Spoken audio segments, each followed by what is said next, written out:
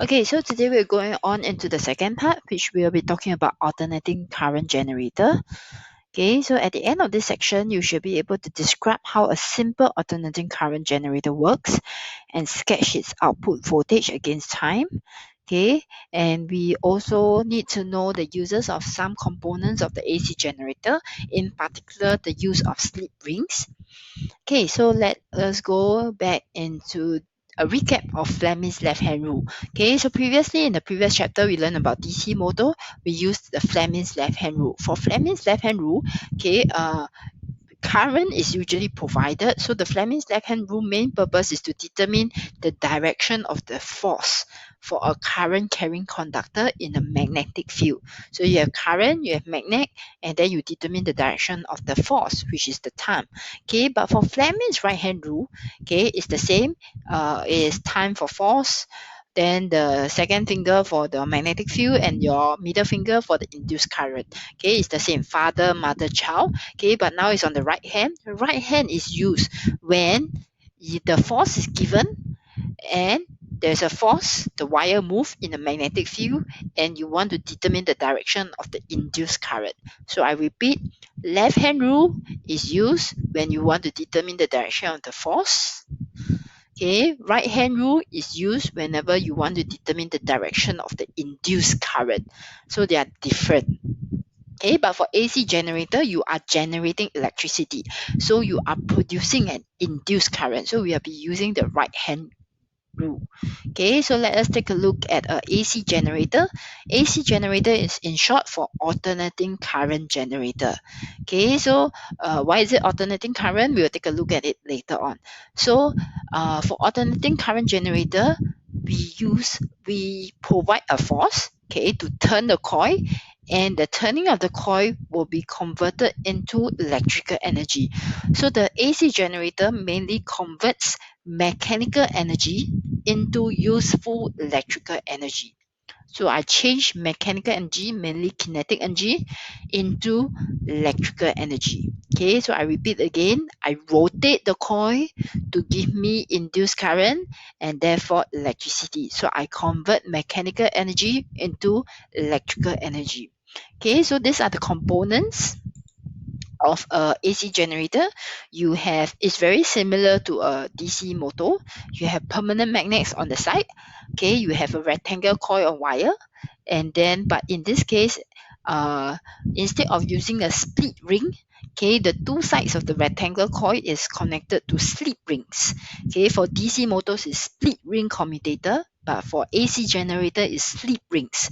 Okay, and again the slip rings are attached to carbon brushes and to an external galvanometer or external load. Okay, you don't need a battery in this case because you are generating electricity. Okay, you usually have an instruments to measure how much electricity is generated.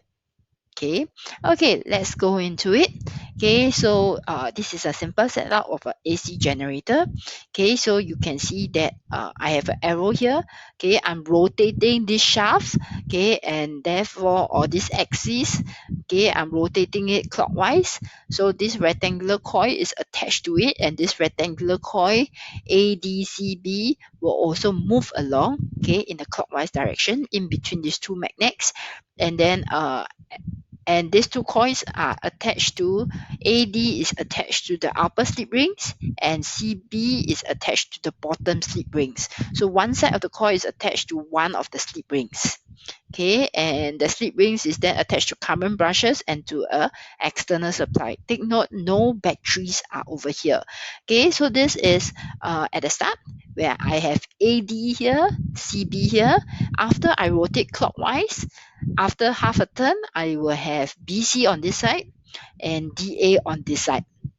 Okay, and as I rotate, you will be able to see that the light bulb will light up, which means that electricity is being generated in the coil of wires. Okay, and it's being passed into the light bulb.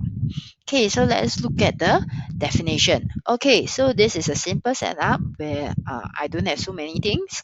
Okay, so they are just looking at the rectangular coil and how do we use Fleming's right hand rule. So based on this, my coil is rotating clockwise, which means that there is an upwards force on the side AD. So there's an upwards force, okay, and then CB is going downwards. Okay, so upwards force on AD, downwards force on CB. So you need to use Fleming's right hand rule. So when you use Fleming's right hand rule, okay, you will realize that a current, you point the magnetic field north to south, okay, the current is going in the direction of AD. No, the force is going upwards. You will realize that your current, your middle finger, will point upwards from A to D. So the current is flowing AD CB. Okay, so the induced current will flow in the direction of ADCB. So the force and the magnetic field given, your middle finger will show you the direction of the current is ADCB. Okay, so the current flow in this way. Then as it rotates, the next point, okay, you have AD up vertical and BC at the bottom. Okay, that is the second point. At this junction, okay, the force will still be present because you are still rotating this rectangle coil, but you will realize that the force and the magnetic field are in the same direction. So the magnetic field is from north to south, and the force is also in this way, okay, parallel. Okay, at the top, AD will be towards the right, and then BC will be towards the left because the coil is rotating clockwise. Okay, so the force and the magnetic field is parallel. Based on Fleming's right hand rule, I cannot have force and magnetic field parallel. In this way, I will have no current. Okay, they must be at right angle to each other. So at this junction, okay, when the plane of coil is perpendicular to the magnetic field, there is no induced current. So no current will flow at this point. No EMF, no induced current. Okay, and next, okay, we have when it is rotated half a cycle, okay, you will have AD swap position over to the side and then BC over at the side. Okay, but the coil is still rotating, being rotated clockwise. So if the force, so the force is still upwards on BC and downwards on AD. Okay, it's still being rotated clockwise. So based on the force, again based on Fleming's right hand rule, okay, you have the current now is flowing from BC to DA. So the current is flowing BC, DA, BC, DA. Okay, just now is AD, CB. Okay, because the coil is at the other side. Now is BC, DA. So you realize that the current has reversed in the rectangle coil. Okay, and then again when it goes to a vertical position, again the force is parallel to the magnetic field, and again there is no induced current. Okay, so this forms one complete cycle. So let's take a look at the voltage graph, okay, the EMF versus time graph.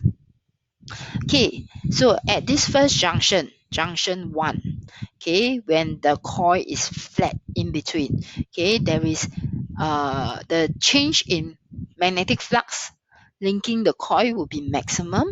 Okay, there's maximum cutting of the magnetic field lines with the coil when the coil is in this position flat. Okay, so we have the EMF induced will be the highest, so you have been the highest point, okay, when it's flat at point number 1.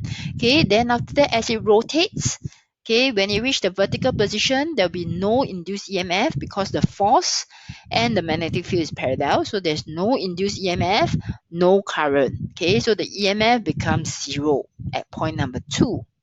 Okay, and then after that, when it flip over, okay, half a cycle, again, there's maximum intersection or maximum change in magnetic flux linking the coil. So again, I will have maximum EMF induced. But in this case, because my coil has flipped over, just now is AD, CB, now is BC, DA. Okay, so as my coil flips, the induced EMF will also be opposite direction. So just now my induced EMF is here, okay, maximum positive. Now my induced EMF is maximum negative. Then again, I continue to turn clockwise. I will reach this position, again vertical position, EMF will be 0, no induced EMF, no induced current. And then back to point number 5. Point number 5 is exactly the same as point number 1, where you have AD, CB. AD, CB, exactly the same as point number 1. It's a complete cycle.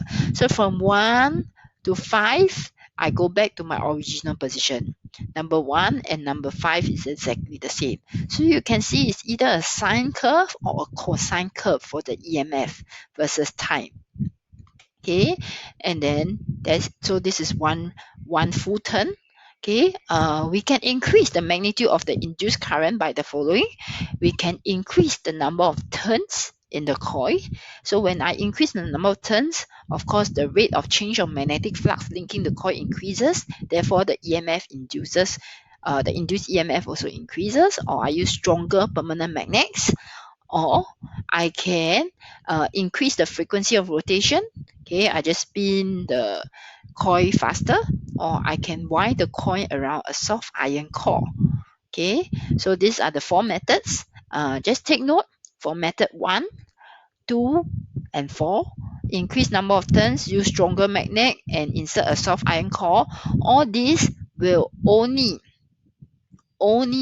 change the magnitude of the induced EMF. But if I were to increase the frequency of rotation, both the magnitude and the frequency would increase. So what do I mean by this? Okay, so this is the original one. The blue color dotted one is the original EMF generated, okay, by the AC generator. So if I increase number of turns, or I use stronger magnets, or I use insert a soft iron core, I will see that my EMF increases, double. Okay, in this case it doubles. Okay, my EMF doubles. Okay, more EMF, but the frequency remains the same. Frequency means number of waves in 1 second. So in one period T, okay, you can see that in my graph there's 2 waves over here, the entire thing, 2 waves. Before and after, I also have 2 waves. I just have more EMF induced. But what happens if I increase the frequency of rotation? That means I rotate it faster. As I rotate it faster, not only do I increase my magnitude of my EMF, not only do I increase the rate of change in magnetic flux, my frequency also change. So my cycle, instead of turning maybe one cycle in a period of T, okay, I can double it. Okay, so I, instead of turning 1 cycle, I turn 2 times, because I increase my frequency of rotation. I turn faster.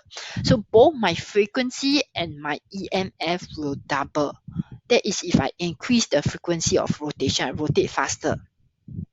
Okay, then next, before I go into this, let's take a look at your notes.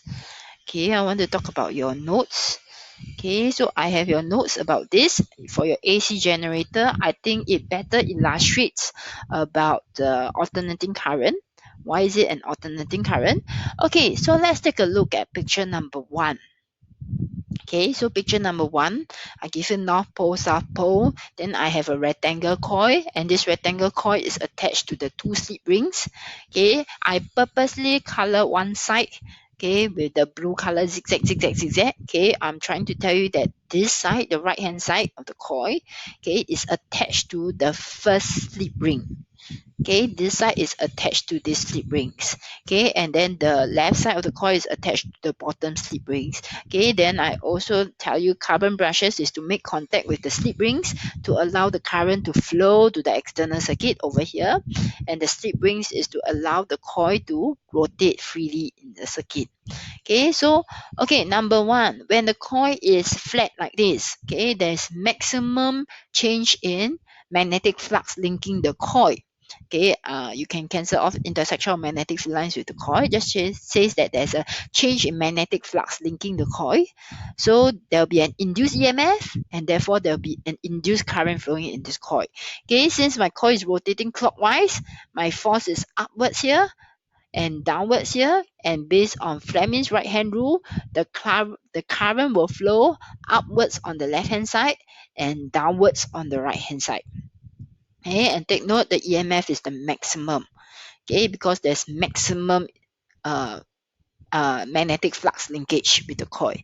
Okay, so maximum EMF. Okay, next one. So now as I rotate, okay, continue to rotate. Okay, my second picture will be, I just draw the wire on top. So the wire on top will be this one. Okay, without the zigzag line, I rotate clockwise. So at this point, the force and the magnetic field are parallel. No intersect. There is no change in magnetic flux linking the coil. No induced EMF. No induced current. So there's zero EMF. Then we go to point number 3. Point number 3, you take a look at point number 3 and point number 1.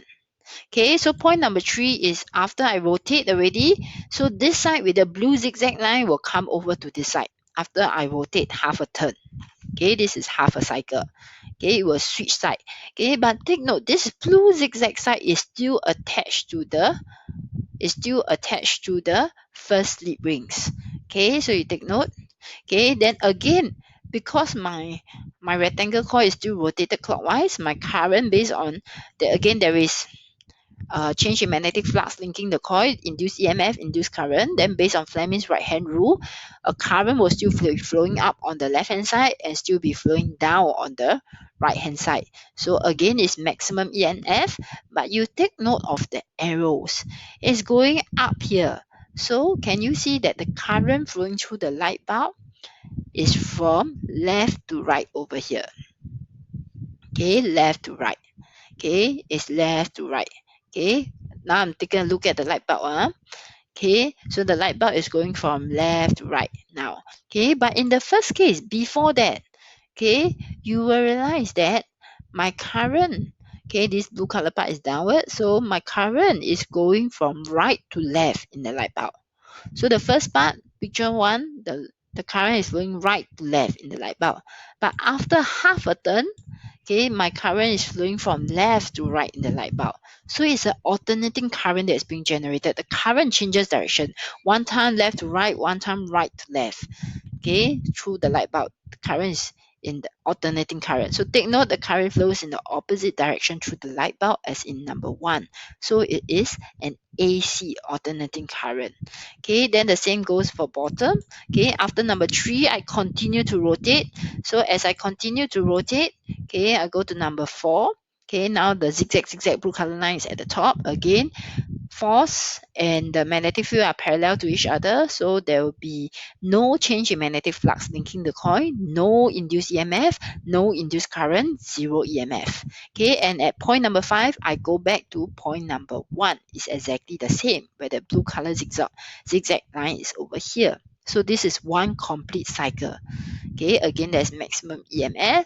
So let's take a look at the graph. So at point number 1, okay, when I'm flat, point number 1 is over here. When I'm flat, okay, the EMF is the maximum. Point number 2 become vertical. Point number 3 become flat again, but it's in the opposite direction. This is after half a cycle.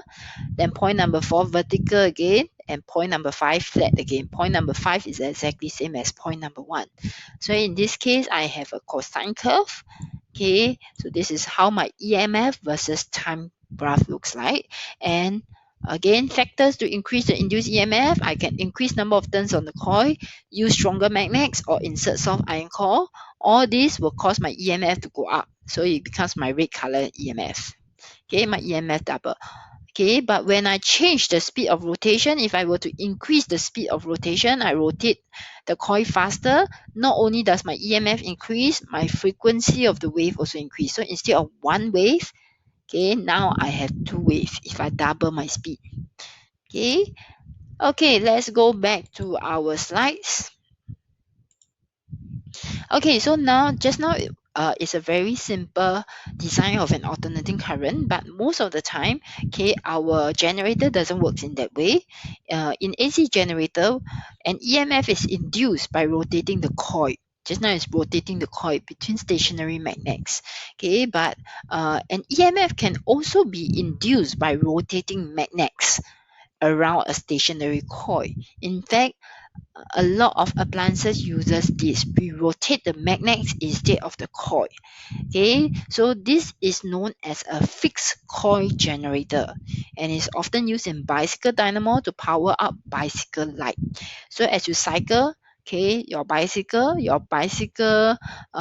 part is attached to a magnet, and this magnet will keep turning as you cycle, and this magnet will keep cutting a fixed coil, and that will generate electricity as you cycle. So your bicycle lights do not need battery. Okay, it will light up as long as there's movement when you move. Okay, so this is the diagram of how it looks. So the rotating wheel, okay, is joined to this magnet. So as the wheels rotate, this magnet rotates as well. As this magnet rotates, okay, there will be change in magnetic flux linking to this stationary coil over here, and this stationary coil will produce an alternating current that lights up your light bulb. Okay, so number one, blah blah blah. You can read, a magnet is connected to an axis and a rotating wheel. As the wheel rotates, the magnet also turns. Magnetic field lines linking the coil changes as the magnet rotates. This will cause an induced EMF. The induced EMF will then cause a current to flow in the output voltage, output terminals to the load, okay, to here, okay, for example, the bicycle headlights. Okay, so what are some of the advantage? Why do we prefer this rather than a rotating coil? Number one, is much more compact. Okay, you can just have a very small strong magnet that's rotating. Okay, it does not require carbon brushes. If you are using rotating coils, you need carbon brushes to reduce friction, and it's less likely to break down from overheating if there are no carbon brushes. And due to wear and tear, the contacts between the carbon brush and slip rings tends to erode over time, and this will cause an increase in resistance and the amount of heat produced. Because for rotating coil, there's a lot of friction between the carbon brushes and the slip rings, so over time there will be wear and tear. Okay, so this is another example. So the diagram shows an AC generator with a stationary coil. So the coils are stationary, wrapped around here, and a rotating permanent magnet. So this magnet is rotating. Explain how does it works. So you may pause the video to think about the important key points. I will just continue. Okay, as the magnet rotates, okay, the magnetic flux linking the coil changes. Okay, there's a change in magnetic flux linking the coil, and this results in an induced EMF being set up across the wire, and therefore an induced current will also flow in the wire. Okay, next one. Okay, the design is then modified as shown. Explain why this is an improved design. Okay, you may pause the video and think of the answers yourself. I will continue. The main difference between this design and the previous design you can see over here is that this design there is more coils, more stationary coils of wire. So what is happening here is as the magnet rotates, okay, once its pole move away from the coil, the induced EMF will decrease. Okay, the EMF is maximum when the magnet is moving towards the coil. As it move away, the induced EMF will decrease. But as it move away, let's take a look at this particular coil. As the magnet move towards it, the EMF increases. But as it move away, the EMF decreases for this particular coil. But now there are more coils, so the EMF will increase for the next coil because it's moving towards the next coil. So in this design, more coils have been introduced. Therefore, as the induced EMF in one coil decreases, so for example, this instant, the EMF here decreases, and EMF will be induced in the next coil, in the adjacent coil. So in total, the output EMF will be smoother. Okay, it will be not suddenly, wow, a lot of EMF and then suddenly drop to very little EMF. Okay, because this one also will generate new EMF as this one decreases. So the EMF will be quite smooth, okay? It will be constantly quite a lot of EMF throughout, okay? And as you introduce more coils, there will be more EMF generated as well, okay? Okay, we will stop here for today.